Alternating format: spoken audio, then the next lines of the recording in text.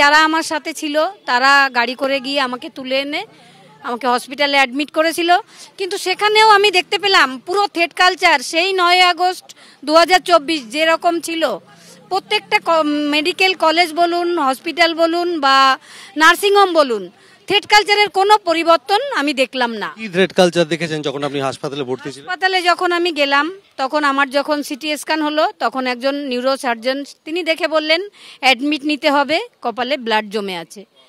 তিনি চলে গেলেন, তারপরে আমাকে আর ভর্তিই নেওয়া হলো না। 9টার সময় বলেন শি ইজ ভেরি ফাইন, তাকে বাড়ি নিয়ে যান।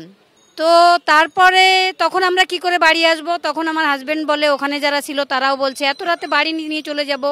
বাড়ি গিয়ে দুজন মাত্র ওনারা ফ্যামিলিতে রয়েছেন, আমাদের একমাত্র ডাক্তার ছিল আমাদের মেয়ে, সে তো আর এখন নেই, তো কি করে বাড়ি আসবো সেই অত অসুস্থতা নিয়ে। তাই আমাদের এমার্জেন্সিতেই অবজারভেশনে রাখা হয়েছিল, ভর্তি আমাদের নেওয়া হয়নি।